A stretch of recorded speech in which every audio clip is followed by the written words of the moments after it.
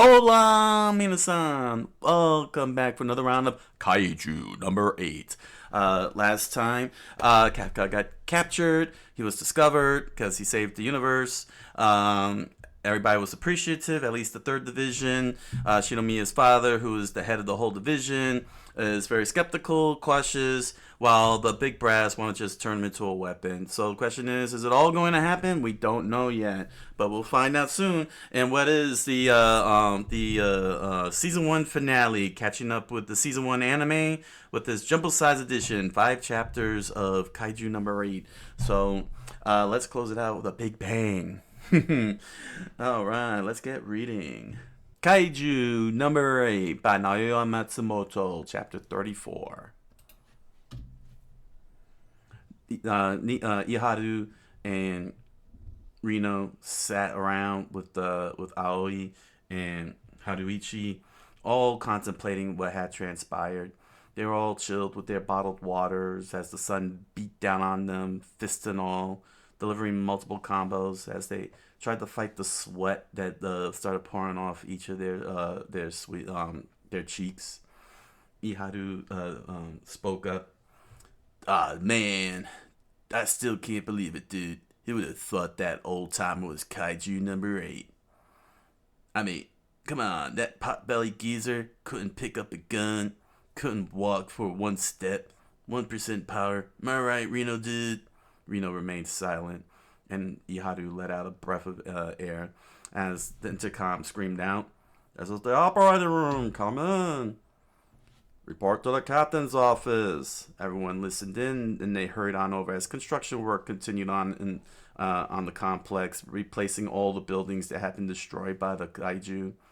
The captain's office. Mina was reading the report as she kept her back turned on the whole crew, and and Iharu screamed out, "Transfer to another division?" "Yes, as a temporary measure," Mina said. "The percent that the recent Kaiju disaster has resulted in a 75% reduction in the Tachikawa base's functionality. As a result, we've deemed it unsuitable as a training facility." She looked out the window at the devastation the Kaiju had left behind. "First number 9 and now number 10. The Dai Kaiju just keep a-coming. It's led the top brass to suspect of one thing, that this might be a series of continuing cycles." And the speed lines shocked the entire crew as they froze in place. "Dude, do you mean there's more to come?" Iharu said. "Not just more," she replied, "but possibly more at the same time. We need to prepare ourselves for the possibility, and you're all the key. We're taking every division's most talented rookies and training them across the division boundaries. But the third division..." "But, dude, the third division," Iharu said. "I admire it and you so much. I know I admire you, but not like that admire you." "I'll do it," Reno said, interrupting Iharu's speech. Iharu looked back and saw a dagger in Reno's eyes. "I need to get stronger," he said, and Iharu was very silent at what he heard. "Reno, dude, you..." "Well, I'd say this is a fine opportunity. Even if I were to stay in the same place, I doubt I could catch up to Shinomiya. Not the only one who wants to get strong." Oh, that was, dang it. That was our comrade, Aoi.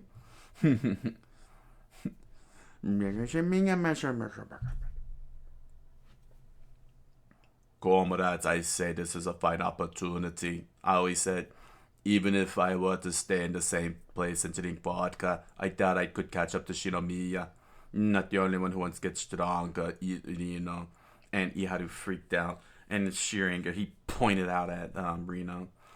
"Ah, dude, then I'll do it too, you piece of crap. You're the one I refuse to lose to. You're my rival. You're Midoriya to my Bakugo." "Please keep the fighting to Kaiju," Reno replied. And he thought to himself, "I swear, I'll get even stronger. I'll be waiting for you." As he looked up at the ceiling, and Iharu scratched his head, wondering why Reno's looking up at the ceiling. "You can count on it, senpai."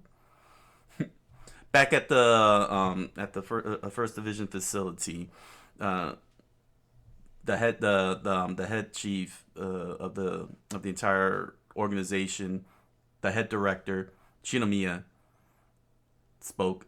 Ah, state your business, Kikoru.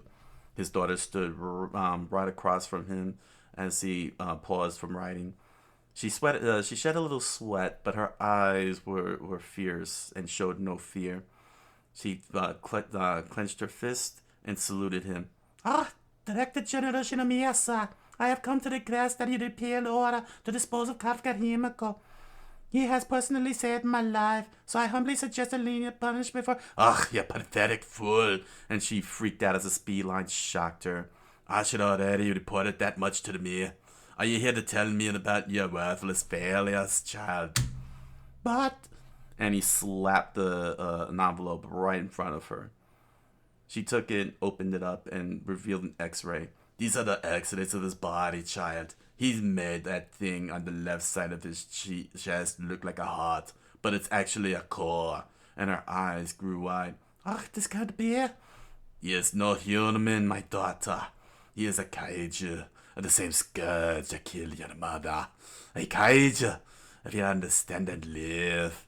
She lowered her head, veiled in shadow, and she replied, Ah, Daddy.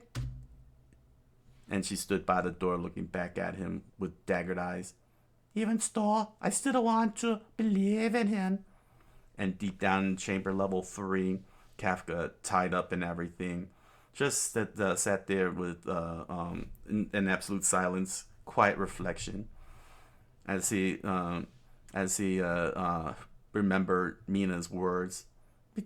If you could prove that you're a human, there's a chance you can escape the disposal. It's just as Mina says, he thought to himself. He opened his eyes and thought more. I'll prove that I'm human and get back to the others. First, I need to get them to hear me out. And the door opened. It caught his attention. He looked to the side, and entering in was General Director Shinomiya with all the sniffets behind him, guns raised, two of them carrying briefcases. No, it can't be. Director General Shinomiya! In the glare of the Director General freaked him out. Eye Patch Man spoke as he watched from high above. I never would have guessed the Director General would go in himself, the bald guy spoke. That man's always settles important matters personally. Kikuru was also next to them, just watching very quietly as she bared witness what her father's about to do, decked out in the most awesome rockin' suit imaginable. Director General, Kafka screamed out. I assure you, I am not a guy. Ah, he's strange. Huh? But for sure, this is Kaiju number 8. He's far too dangerous. Director General took a deep breath, then shifted his whole head up with eyes of a demon. Have you forgotten who I am, boy? And Speedline shocked the scientist, and he proceeded to unshackle Kafka. If he's really a Daikaiju class threat, then he could easily break those manacles. He's here on his own free will. And Kafka raised his arms up after being released, stretched a little bit, and he thought to himself, he just might hear me out. And he spoke out loud, Director General Shinomiya, I am a human, and suddenly the gun was aimed right at him. Shinomiya didn't even hesitate to pop a cap in his head. Huh? And a couple of blasts sent Kafka flying. Ah, Kafka Hibano! Kikoru pressed into the glass, screaming out his name as he maintained his footing and held up his kaiju covered arm with all the bullets shielding him. What's the meaning of this, sir? Kafka asked.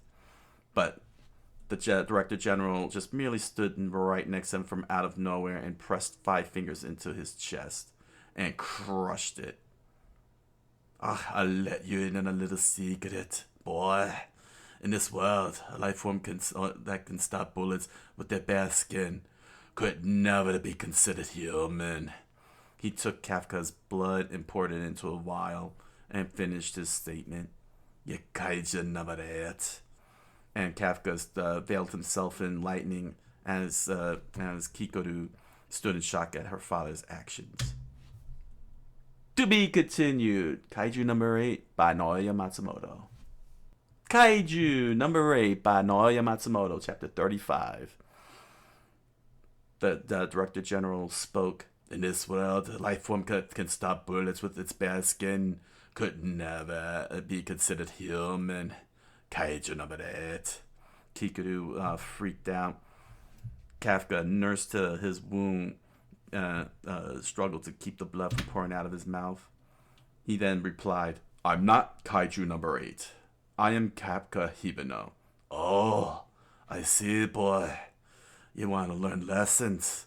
I'll give you lessons." And the suitcase unlocked, glowing a bright light like the briefcase from Pulp Fiction. And the computer screamed out, "FS 1002, lock released, request for user's permission cleared." And the device popped up out into the air and connected with Director General's arm. "Nerve link cleared."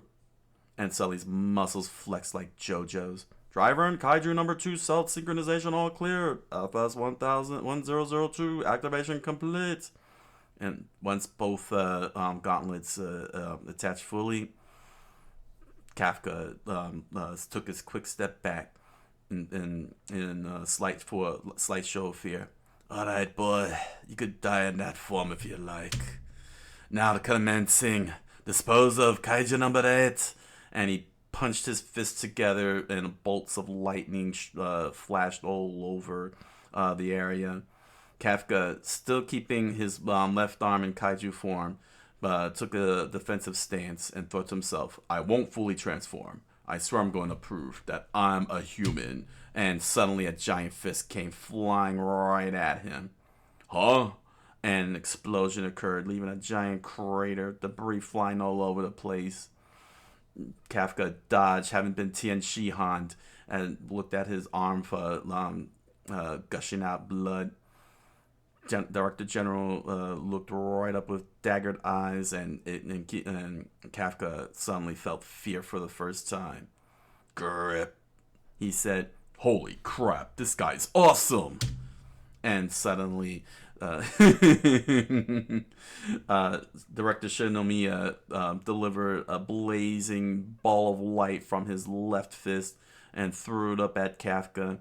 Using his whatever was left of his arm, he shielded the attack, but it was too powerful and sent him flying into the wall, creating an explosion.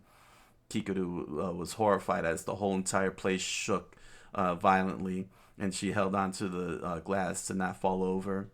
Eye Patch Man crossed his arms unimpressed. "Yeah, he hasn't missed a beat, has he?" "In the past," he said as the general director flexed his arm, "he was hailed as the strongest soldier the Defense Force has ever seen." And as the debris and plumes of smoke dissipated, there was Kafka in full Kaiju number 8 form. But he started to transform back to human when Shinomiya spoke. "Ugh, you're looking more like a Kaiju now, boy. Much better, much better." And he threw a right hook right at Kafka, but he was able to jump out of the way, but leaving behind, unfortunately, Shinomiya left behind a giant crater on the wall. "I've got no choice but to dodge the general director till he overheats," Kafka thought to himself, as he struggled to maintain his human and Kaiju form at the same time. But something caught his attention as he landed and slid back. "Why is my body reacting like this?" He gripped his head as he recalled the other Kaiju that he took on. "It's the same feeling I had when I faced off against those Daikaiju." Director General Shinomiya slowly stood upright when Kafka realized what he's reacting to. It's the Director General. and he could visualize a giant aura of a giant kaiju fused with the general director. He's emitting the aura of a kaiju. It must be over. I won't go there. Ah, kaiju number 2, Defense Force Deputy Director Keiji Itami said. As Kikuru listened on, the monster that nearly destroyed Sapporo back in 1972 and the second to be issued an ID number, he reminisced as the giant kaiju stomped all over the city in his flashback. A tremendously destructive kaiju, it held onto its strong sense of pride up until its dying breath. That chute and those arms were built with number 2 at its base. And the only person capable of wielding them is your father, Isao Xiaomina. And the Director General came flying in at Kafka. Kafka hesitated as Shinomiya delivered a punch that blew away his Kafka's right arm. Luckily, it was in kaiju form, and now he'll have to figure out how to piccolo that arm back in place. I get it, Kafka thought to himself. This is what Kikuru was talking about. He remembered what she warned him about. Nearly all the powerful kaiju are used as parts of optimal weapons. Kikuru remembered how what she warned of Kafka. Came to a realization of what her father is about to do. Identified kaiju weapons, aka numbers. She thought to herself. As Kafka was able to dodge another attack, but blood splurted out of his mouth, and he thought to himself, "No, don't take the blow." As Shinomiya revved up another left punch, gotta dodge, but didn't realize his leg suddenly disappeared, vanished without a trace. What? He said out loud. Kafka said out loud as Shinomiya charged in with a wide opening combo set up. His eyes grew wide and he says, "I got the plus, boy. Now I'm about to punish you." Oh, damn it all! Kafka said as Shinomiya delivered a direct hit into Kafka's chest. To be continued. Kaiju number 8 by Naoya Matsumoto. Kaiju number 8 by Naoya Matsumoto, chapter 36. Shinomiya delivered the biggest blow imaginable from his Kaiju number 2 armored weapons, and a plume explosion flew all over the place. Wires ripped apart, debris flying over, large rocks. Everything was blinding, and Kikuro screamed out, Kafka hibino! And as the dust started to settle, there was Kafka in full Kaiju number 8 form, holding on to Shinomiya's punch. Oh, thank God. And she was shocked, because something was wrong with Kafka.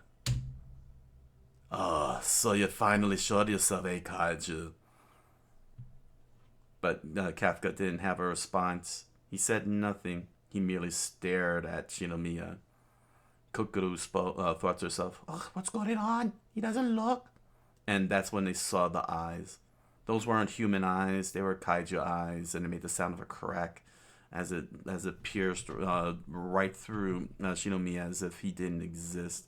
Shinomiya understood what that meant. And that's when Kaiju number 8 screamed out, "Grah!" It cracked the window to the offices above, and Kikuru quickly shielded herself in case the glass shattered. "What the?" the scientist screamed out as the whole entire area spread debris all over the place. Kikuru thought to herself, I know it. Something isn't right.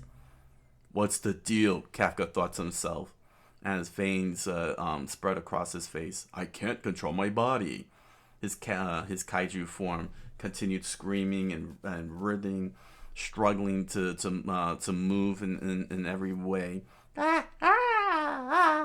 Damn it, Kafka thought to himself as he looked out at Shinomiya. At this rate, I'll never be able to prove I'm human. I'm acting like a full-blown kaiju. And that's when he heard a familiar voice nearby. Ow, kill. And it was the same thing that had rammed itself down Kafka's throat at the very beginning. Oh gosh, hentai. Kaiju kill. It said to Kafka. And suddenly his lips split into two different directions, and a whole force of energy built up around him. Spikes popped out of his back like Shin Godzilla, and horns rose up even further from his forehead. He charged at Shinomiya and opened up the back of his elbow, creating a jet turbine power. He swung his right fist, creating a backlash behind him, a sonic boom that shattered the immediate area. Shinomiya pulls a matrix, and Neo dodged him. He thought to himself, he's fast, but he's still just a savage beast with no regard for how open he'll be after an attack. And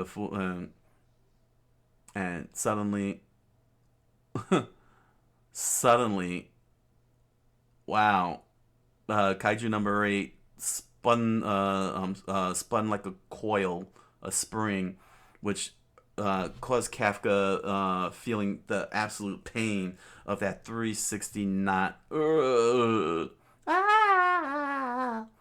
And it spun around at a faster speed and swung a right hook, knocking Shinomiya down into the ground.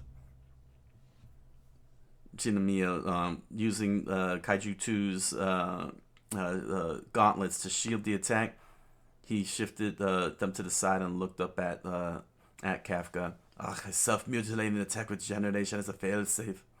Then he spoke out loud. So you intend to pull the rug out from under me if I apply human logic to this?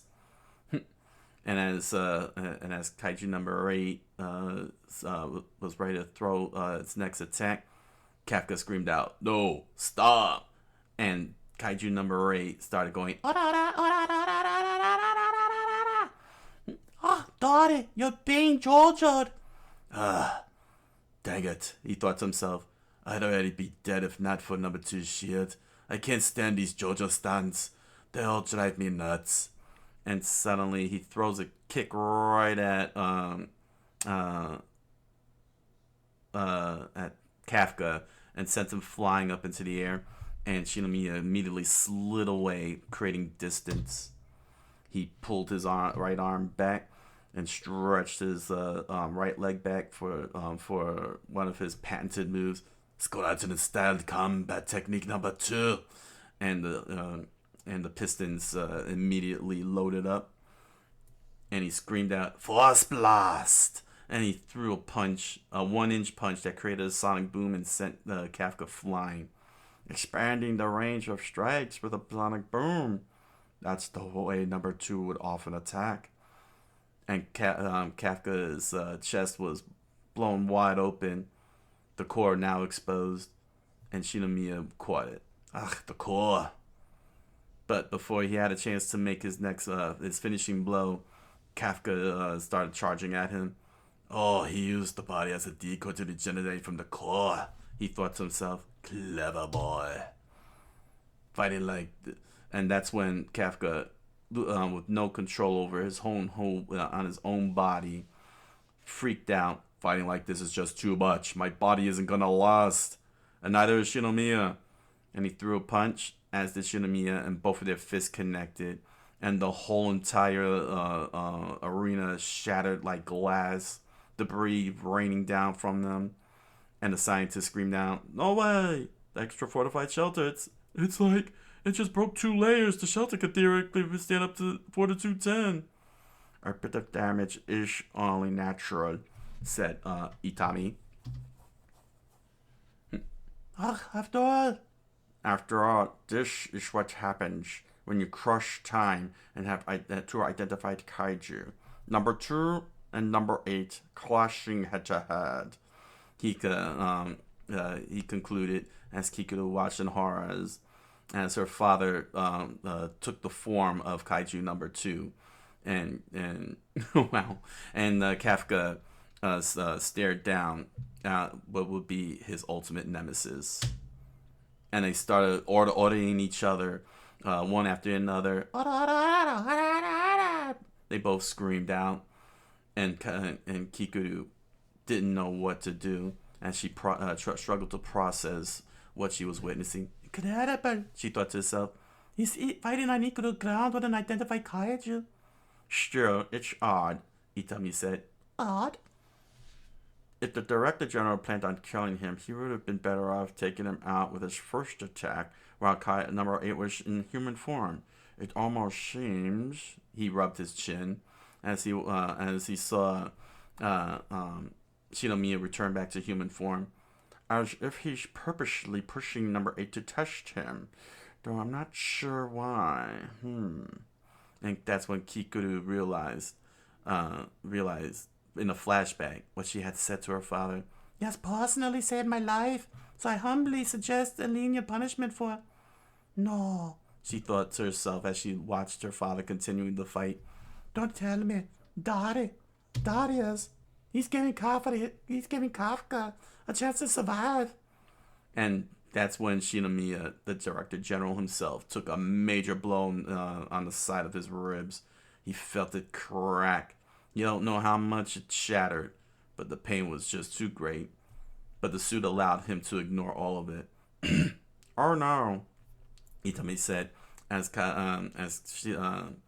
Shinomiya nursed the wound a bit, but looked up with no fear in his eyes as Kaiju number 8 started growing bigger and bigger. Number 8's fortitude is starting to surpass Ishao's estimations, and Kafka struggles to get it under control continues. So, this makes me Bruce Banner, he thought to himself. Damn, I'm hulking out. Awesome. But dangerous. I'm so conflicted. Kaiju number 8, to be continued by Naoya Matsumoto. Kaiju number 8 by Naoya Matsumoto, chapter 37. Itami assessed the whole entire situation as Kafka's body grew big like a true kaiju, towering over General Director Shinomiya. Number 8's fortitude starting to surpass Ishao's estimations. And Kikuro thought to herself, Daddy, Kafka hibana. She pressed her hand onto the glass. Kafka thought to himself, crap, I gotta stop this thing. I gotta stop number 8 Hulk from hulking out and become the Bruce Banner for once. Shinomiya's eyes became shocked as Kaiju number 8 made its first move and shattered the floor. Shinomiya was able to dodge and powered up his gauntlet. Squadron style combat technique number 2, Twin Blast! And he threw 2 fists right at Kaiju number 8. But it had no effect on him despite all the debris and impact force. Number 8 just waltzed right through like it was nothing. He quickly shielded himself and screamed out, shield maximum output! But it was not enough to absorb the punch, and blood splurted out of his cheeks. He landed on his 2 feet and slid across, stretching his arms out and cracking the knuckles on his fingers. He then punched his fists together, creating a surge of electricity, and wound up his punch, creating the form of Kaiju number 2 in its powerful beam. Kaiju number 8 looked at the ground, slowly coming right at him. This electrical force, it shocked him and stunned him in place. Shinomiya was caught off guard as he saw the kaiju open its mouth and screamed out, "Gah!" A sonic boom pushed him back, and he shielded his face. He struggled to get his footing as Kafka screamed within the bowels of the kaiju body. "Damn it! Stop being a Hulk. Let me be the Bruce Banner." Outside though, Kaiju number 8 grabbed the Director General, slammed him into the wall, creating a large crater. and he opened his mouth, gushing blood out like a true manga character. Kafka thought to himself, at this rate, I'll be the reason the director general winds up. And that's when he realized Kikuru was watching. She was covered in sweat, scared and everything. He realized what was happening. Screw all that. I'll be damned if I don't become the Bruce Banner. Kill Kikuru's father right in front of her? No. The Hulk would never do that. And Bruce Banner would never allow it. But for some reason, I'm swinging him around like he's Loki.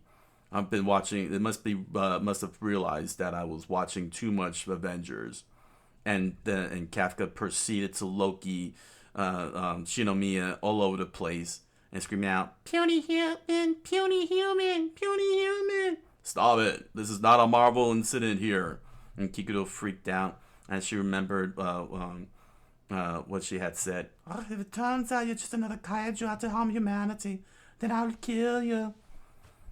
And her heart suddenly froze in place. Because she remembers his smile. She remembers the thumbs up. And she also remembered what he said. That he expected her to do it if that ever happened. Ugh, I know, she thought to herself. I know that he is. But I still want to believe in him.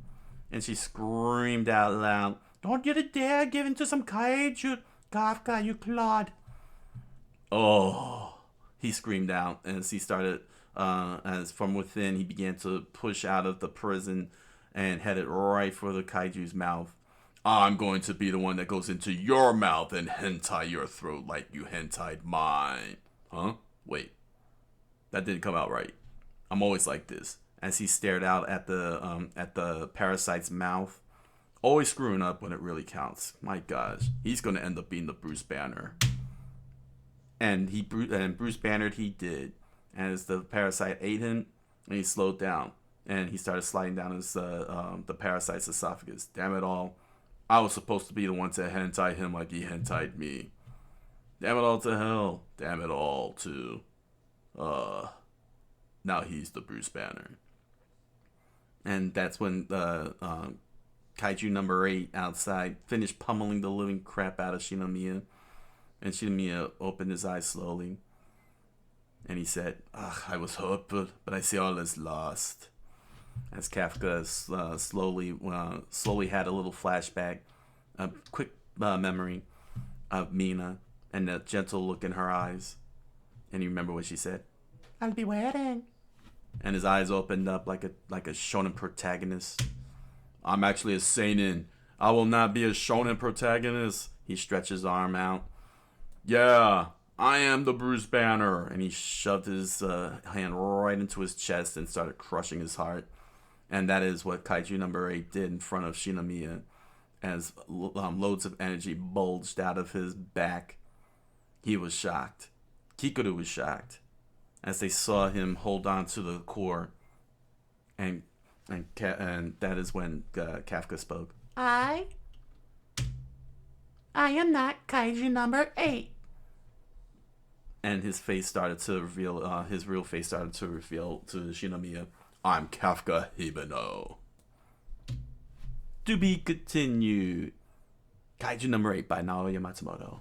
Kaiju number 8 by Naoya Matsumoto, chapter 38. I am not Kaiju number 8, Kafka said, with his face revealed.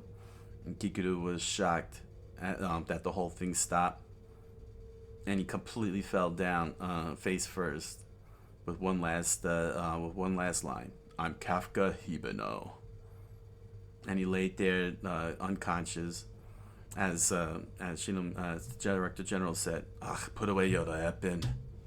Narumi. The Sniffit aimed a big, gigantic sword that said 01 on the side, right on Kafka's back. And he stood in attention and saluted.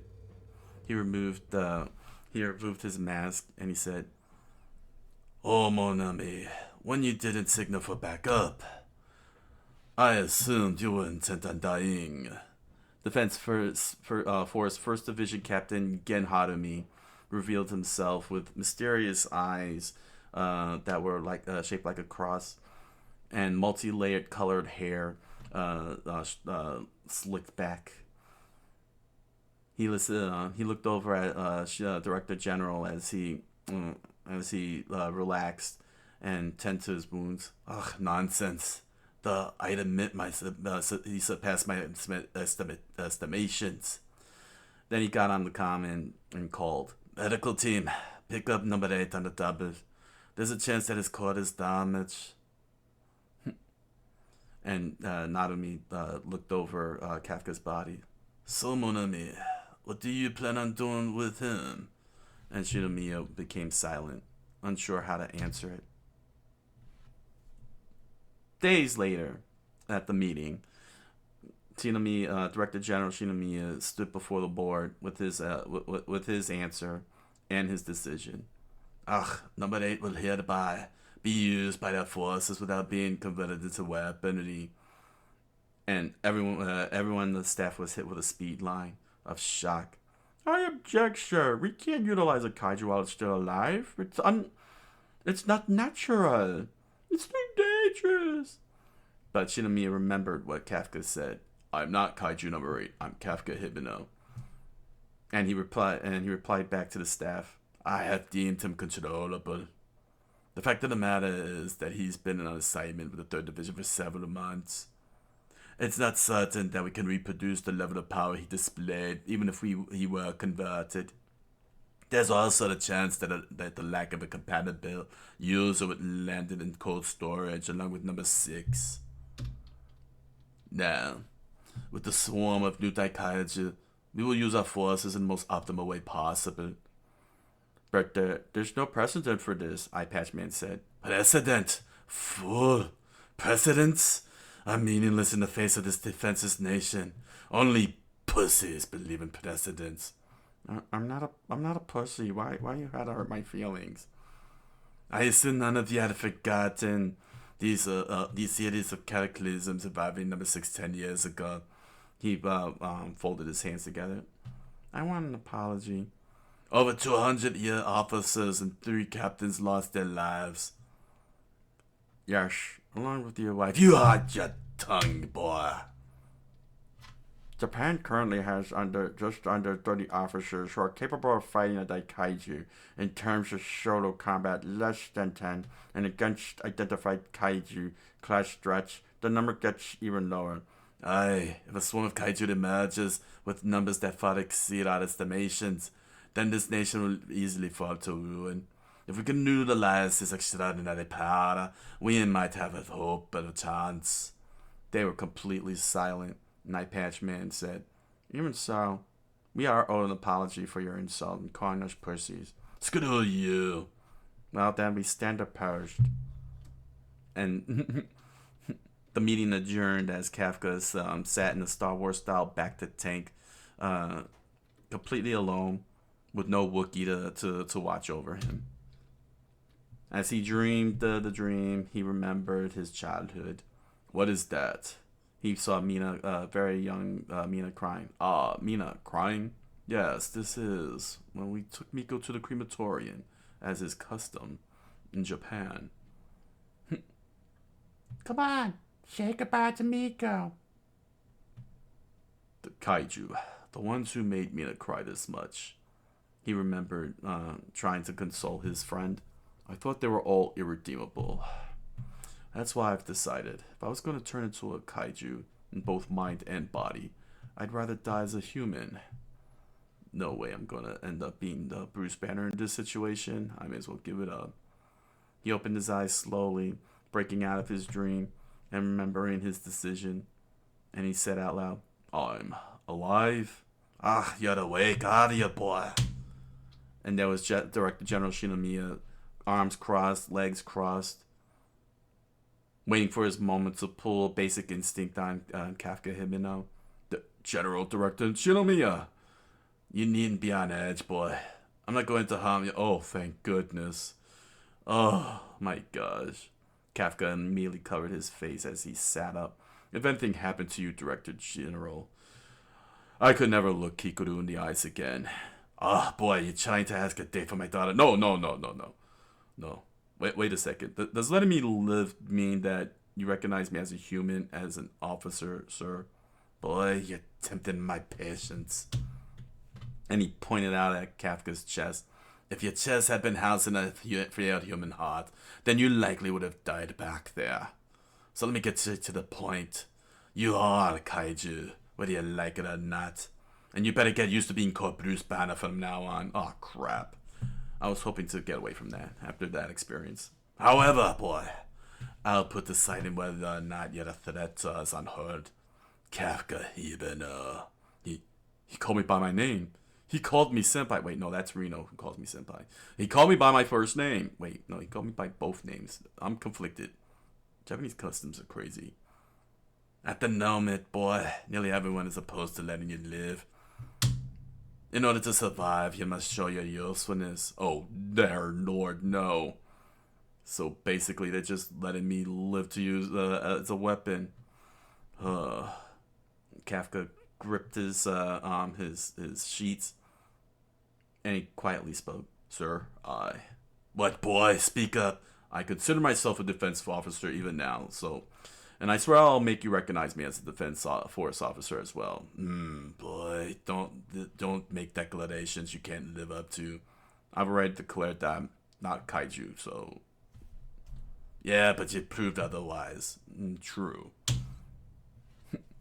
Kunitachi City, residential tower, Kunitachi, floor 23.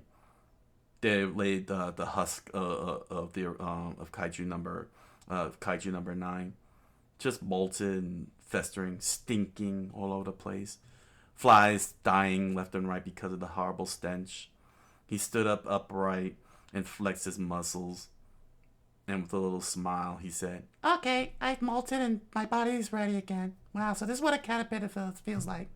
Well, better take that kaiju power that's fallen into human hands and give it back to the kaiju. Hail the kaiju! To be continued.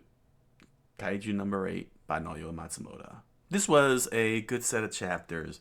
The combat was well paced. Everybody was very logical in everything they're saying.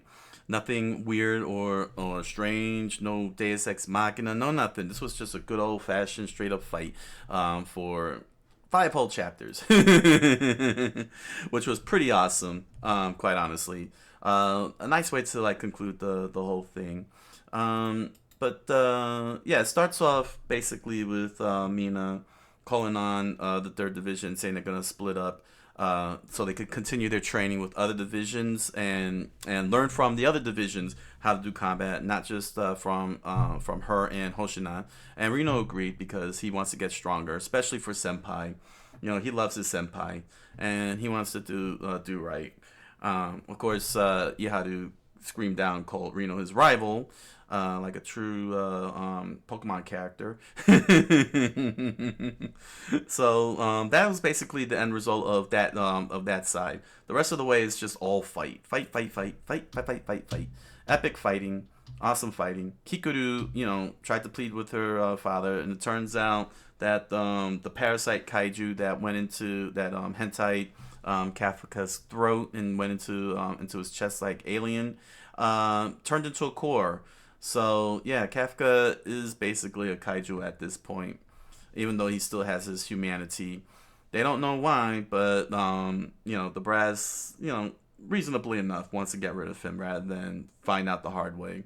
But Kikuru, took her stand and stand behind Kafka, that she still wants to believe in him.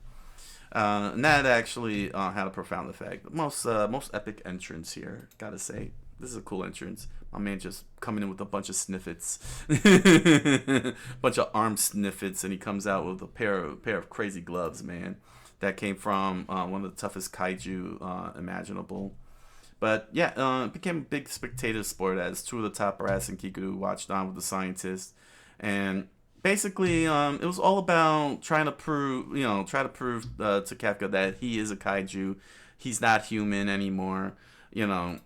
Kafka, saying he believes that Kafka's in denial of anything, at the very least. And we just get lots and lots of cool fights. Like this, these panels really kicking butt. Like this one here, with him going, that is some Ultraman level stuff going here. and I find it fascinating that he accurately lined up his fists perfectly so that the tips of those two spikes actually touch each other and spark. That takes talent. That's some next level skill he pulled there. But yeah, Kafka spends the good part of the fight trying not to transform, not to fight as Kaiju, because he wants to prove that he is human. Unfortunately, Director General ain't playing, because he unleashed a power level pressure unlike anything else, and Kafka felt it. He felt his Kaiju senses really did tingle, and he realized, Shinomiya is not playing around. He is looking for the kill here. And Kafka, still standing by his conviction, which is actually pretty good. It's very good. But every single punch, just ripping his body apart and everything.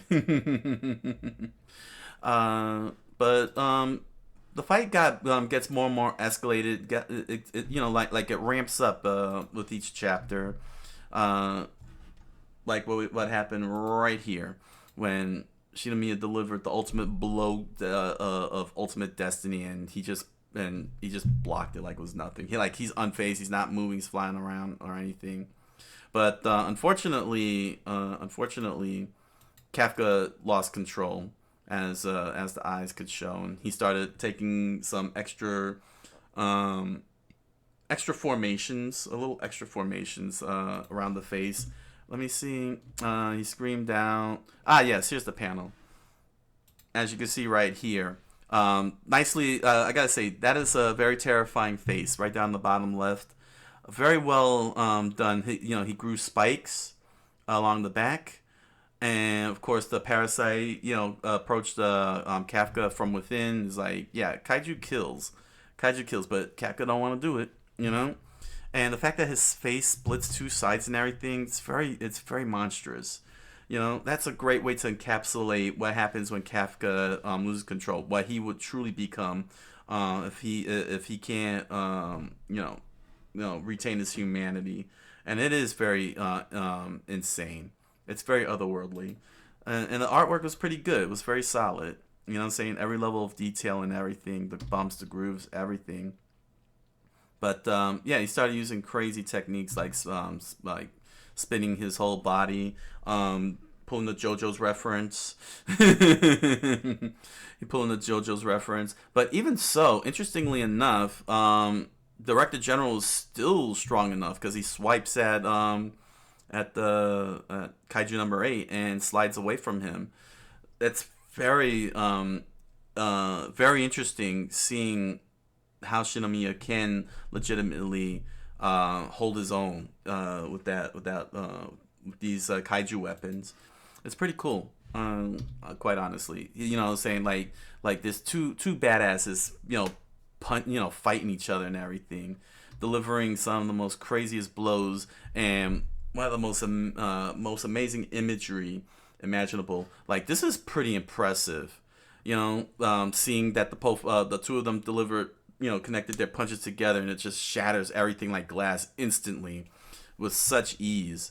It's pretty nice, you know what I'm saying? Because it doesn't it kept the two centered, as you can see in the panel. They're both centered. So's their punches, veiled in light, and everything around them cracks. But they're not covered. They're not hidden or anything, And the show, and once again, scaling. You gotta love the scaling.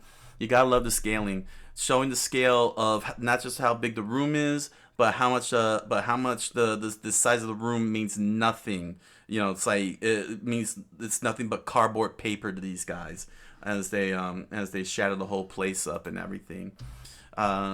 And let me tell you something. That's actually a freakish design. Honestly, I still don't know. I'm just assuming that he took that form, but he doesn't really take that form. It's just like a mental image of that Kaiju number 2. Because if he did turn into a Kaiju number 2, that would have been pretty epic.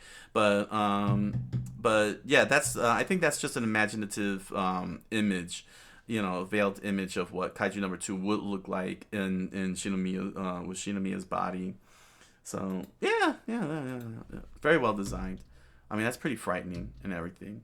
But yeah, but yeah, Itami surmised that Shinomiya, who had all the opportunities to kill off Kafka, didn't kill off, and came to the conclusion that he's sparing Kafka, like he's giving Kafka a chance, and Kikudu realized, oh yeah, my dad did listen to me, and he's trying to give Kafka a chance to get through. But yeah, Kafka grew big, throws in some crazy attacks. I always like these. I love when characters do things like this. All the way on the bottom left with Shinomiya sliding back and keeping the hand spread out and everything. Like he's grabbing like the air is tactile and he's grabbing it to slow it all down and everything. I always like those poses. You know what I'm saying? There's something about it that's just awesome. It's all epic and everything. It's got a level of epicness. But yeah, they throw some blasts. Kafka had Kaiju number 8 got Shinomiya dead to rights, and that's when he realized, oh, if I kill him in front of Kiku, she won't forgive me. And well, basically he's right, because he starts pulling a Loki, a Hulk on Loki moment, and Kikudu remembered what she told him, that she will kill him if he turns into a full kaiju. But amazingly enough, instead of doing that, she calls out to his humanity and tells him not to lose to a freaking kaiju, like beat the kaiju. You know what I'm saying? And he has this internal moment where he confronts the parasite, which is very interesting. He confronted the parasite finally. At least in some capacity. We don't know how much he'll confront it, but it's kind of like the Naruto and the Nine-Tailed Fox situation. Confronting that inner demon. It's always cool. When they do that. You know what I'm saying? Standing up to it, and then they start getting control and everything. Like, who has the control? Who controls the whole thing? But yeah, Mina definitely got the his memories of Mina really got to him. You know what I'm saying? Again, wonderfully drawn face here. This is a nicely drawn face of Mina. You know what I'm saying? It's not easy, trying to show the softness and everything, especially when you want to, make a badass character a badass character. But it conveyed very well where Kafka's feelings are at with her. The two of them need to get to bed. They need to hook up and go to bed. But yeah, he made the ultimate sacrifice, punched his whole chest in, and told Shinomiya that he's Kafka Hibino again, asserting what he is. And we come to the final, we come to chapter 38, in which he passes out, and we get to meet Narumi, which I gotta say, this is a pretty freaking impressive first impression here. You know what I'm saying? He's like already ready to jab, and the director channel told him to stop. He was ready to finish him off. This head sniffed here. And just for 1, 2, 3, 4, 5 panels, that's pretty cool. To be able to establish this character in just 5 panels without him coming off unappealing. You know what I'm saying? Uninteresting. He's very interesting in just those 5 panels, and that's pretty cool. Great way to establish this character, and he's definitely going to be following through, because they really emphasize his name here for the next arc. So yeah. At this point, Director General gave his orders, put his foot down. He doesn't care what the board thinks. He feels that the power that Kaiju number 8 has might not be easily harnessed, and could end up like number 6, which was put to cold storage, completed cold storage. They didn't like it. They don't like the idea. Which, again, this is actually really good, because, again, it's all within reason.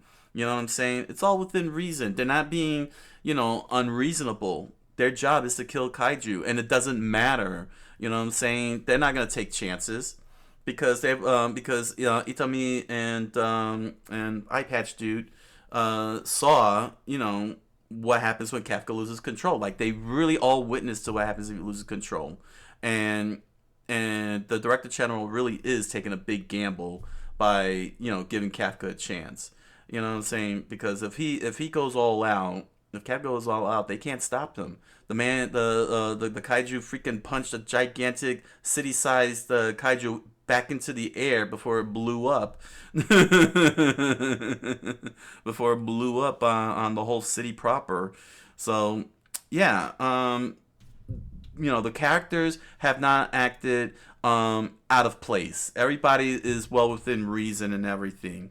Saying everybody, Director General provided good arguments on his end. The board of directors gave valid arguments on their end. It's always great writing when you can have two sides provide valid valid reasoning. Saying valid arguments, and this allows you, the writer, to go one way or the other. And you won't be wrong with the direction you will take the story. If you can make two different arguments make sense, and both of these arguments make perfect sense, and Matsumoto chose to go with with the general director's side.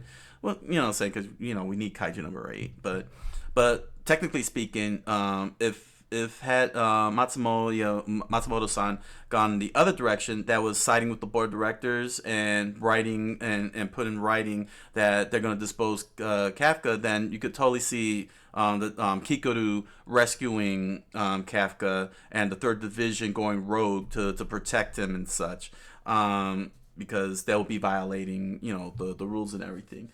But neither side would have been wrong, quite honestly, because again, all the arguments were valid and well established, and the writer would have been would not be in the wrong with either direction.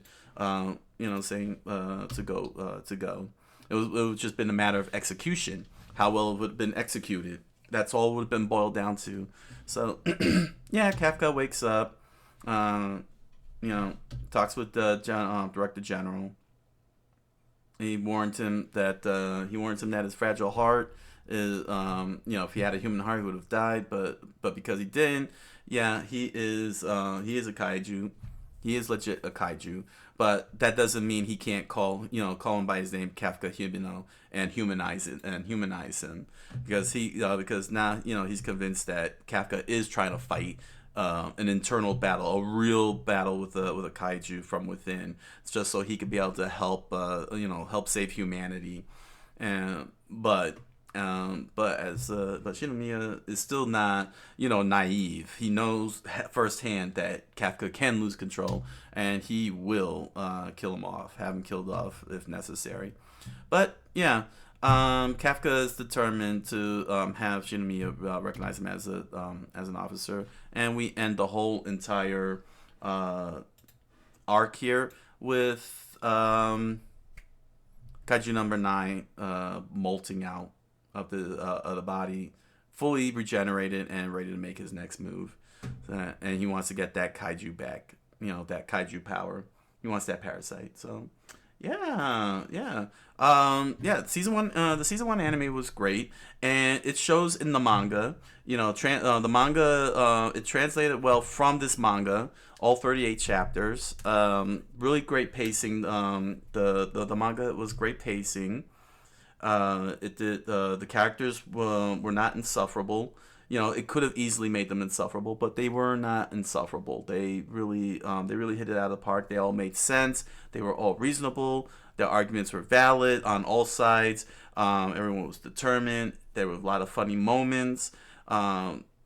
Characters, saying like nobody really went to waste. And thankfully, it didn't fall into the pitfall of bringing in side characters. Bringing in side characters and making them more prominent when but not utilized.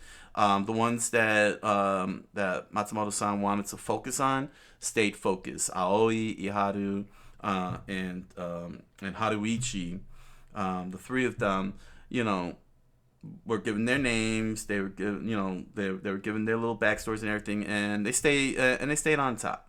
Saying they stayed in the mix, and they're still in the mix.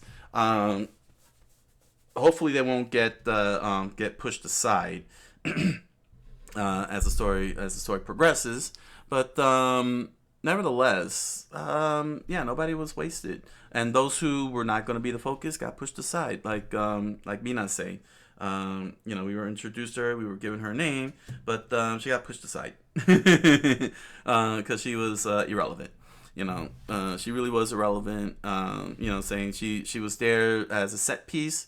Her job was done, and she got pushed to the side, and we stayed focused on the core group. Hopefully, though, as the story moves along, you know, saying Aoi, Iharu, Haruichi will get a little bit more spotlight, because then that would be disappointing in the waste of characters if that happens. The artwork was great. It's beautiful. The scaling is great. You know, saying the detail, the attention to detail is spectacular. The expressions on character faces are spot on, from the silly look to the serious look to even the gentle faces. You know, it's pretty impressive. The monsters are very inventive. Very dynamic, you know, in appearance, very frightening and scary looking, as they should be. And the fighting, the pacing of the fights is excellent, very clear and crisp. You can see the punches, you can feel the punches, and overall, this was a great first 38 chapters. Season 1, we caught up with season 1, and that's pretty much it until the season 2 anime happens, and we could be able to continue on and not get ahead of the curve. So yeah, man, Kaiju number 8 is excellent. It is definitely fun and fantastic. So comment, like, subscribe, follow. You know you want to. And head on over to Amazon.com and BarnesandNoble.com and grab yourself a copy of The Impossible Man, a strange fantasy novel written by me. You'll find links to the book down below. Grab yourself a copy and go ahead and make some YouTube videos on lore and characters and world building and so on. I look forward to seeing them videos. And you'll find links to other merch, such as pins, stickers, t-shirts, and music. Please enjoy the products, and thank you for your patronage. And if you're interested, you could join me on my live multi-stream on Twitch and Kick every Monday through Thursday, 10 o'clock p.m. Eastern Standard Time. I look forward to hanging out with you. So, until season 2 of Kaiju number 8, I thank you all for joining me, and I wish you all a good night, a buenas noches, and oyasu minasai.